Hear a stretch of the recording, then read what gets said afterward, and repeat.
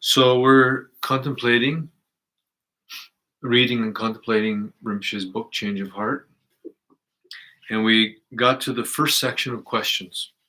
So we'll read through the questions and answers between some of the people that participated in the workshops in Rinpoche.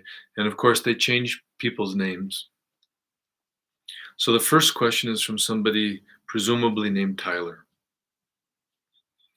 If we have attachment, we won't be effective, if I understand what you're saying. But isn't attachment sometimes useful? Rinpoche responds, some kinds of attachment, such as attachment to benefiting others, can be very useful, of course. But selfish attachment is never useful. Sooner or later, thoughts like, I like this, I need this, or I want this will cause problems. The extent to which we value and cling to something determines the degree to which we'll suffer if we lose it. Someone who knows what a large piece of gold is worth will feel terrible if it is stolen. Someone who sees it as just another rock won't mind losing it. Wars break out when people are attached to their countries or ideologies. Conflict usually arises in families and communities because someone thinks his way is best. Like icebergs colliding, one me crashes into the other me. At first, we cannot completely give up all self-centered thoughts, but we can expand the mind, changing our focus to include the happiness of others. We can ask ourselves, how can I help this or that person find happiness? Perhaps I have something to offer them. We need to realize that everyone suffers. We aren't the only ones. All human beings face sickness, old age, and death. And many are victims of war and famine. Others look endlessly for something to fulfill them, yet they never find it and don't know how to find it.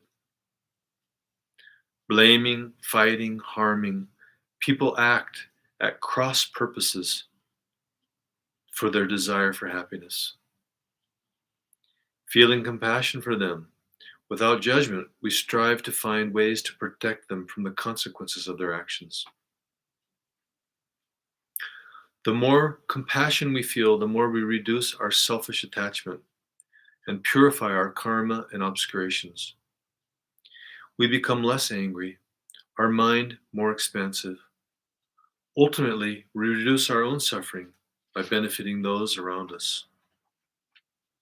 Compassion and attachment to others' happiness purify self-centeredness, the source of all our problems.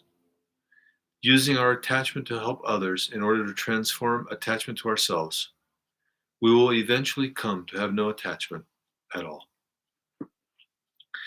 If I may just add here, Rinpoche also said that attachment to the spiritual path is a positive attachment.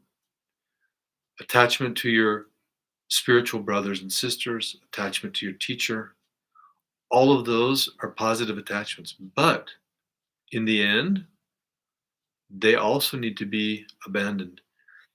That's the example of samsara holds us in iron chains, and the spiritual path holds us in golden chains. But as long as we have attachment, we're still in chains. But the attachment to our spiritual path will be the last attachment. That should be the last attachment that we abandon. So you don't need to worry about abandoning bodhicitta, abandoning your attachment to your teacher, abandoning your attachment to the practices, to your dharma accoutrements at this point. In fact, it's not bad to cultivate those attachments at this point. But also at some point, we need to abandon those as well. So here's the next question from somebody presumably named Helen. You said that these teachings are meant to serve as a mirror instead of a window. If I find fault with someone, should I look at myself to see if my understanding is wrong? Should I ignore my perception? At the core of it, How and when do I act if someone is really causing problems? Rinpoche answers, ask yourself why you are focusing on someone else to begin with. If you are just being critical, then the fault lies in your own mind. But if you realize that this person is making things difficult for himself and everyone else, and you are trying to prevent him from doing so, then your intention is compassion and your motivation is pure. In one of his lifetimes, the Buddha was a bodhisattva who worked as a ferryman. Once, his ship was transporting 500 merchants, who happened to be all selfless bodhisattvas dedicated to serving others.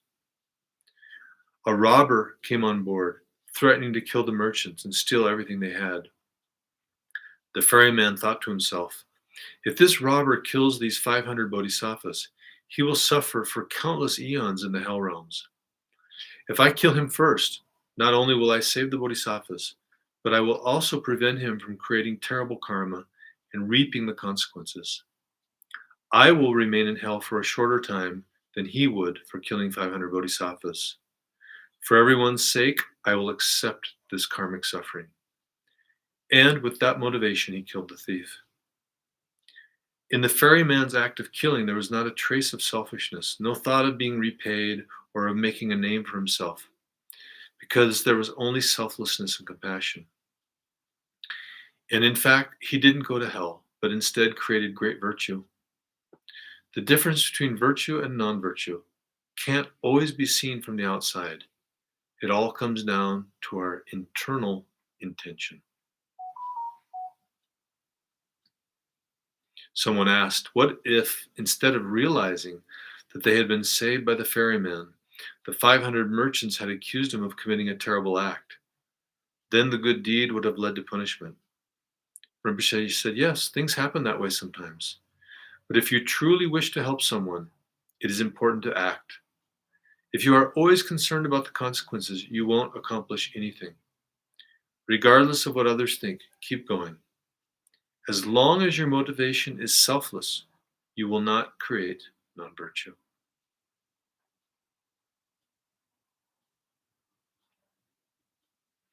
Even if the ferryman were executed, he would have no regret, because he would have spared both the thief and the merchants.